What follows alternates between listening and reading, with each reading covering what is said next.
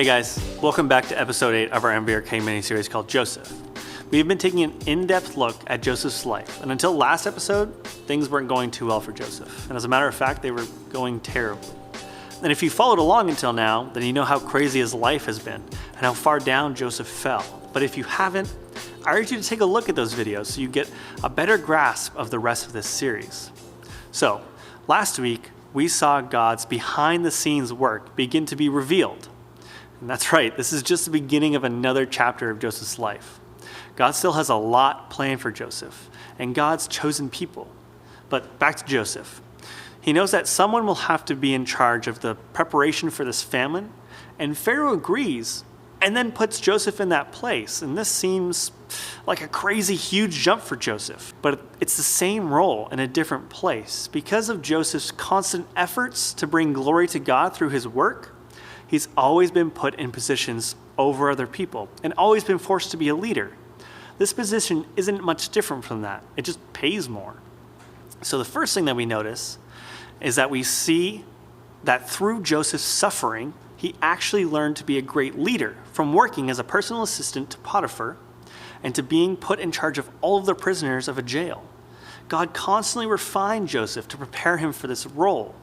The second thing that we notice is that this huge job that Joseph is given, this massive job that he's been trained 10 plus years for, he has been sold and beaten by his family, then sold again into slavery. He served his master faithfully, then was accused of a horrible crime and falsely convicted of it, then spent years in prison, all building up to this moment where Joseph is given this amazing position, his 14-year reign as the second most powerful person in Egypt, and his 14 years of success in this position.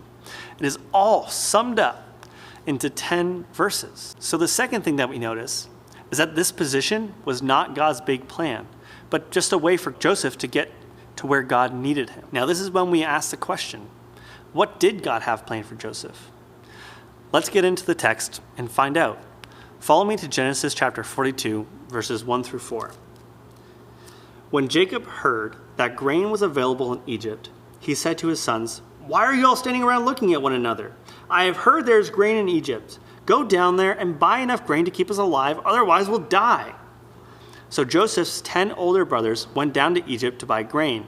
But Jacob wouldn't let Joseph's younger brother Benjamin go with them, for fear some harm might come to him.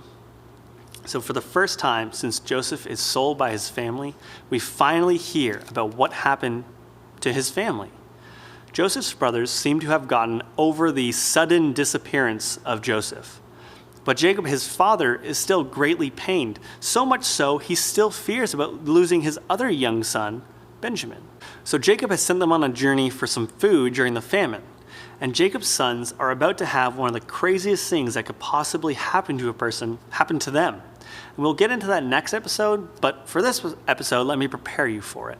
So now follow me back to the scriptures, and we'll start in verse 6. Since Joseph was governor of all Egypt and in charge of selling the grain to all the people, it was to him his brothers came.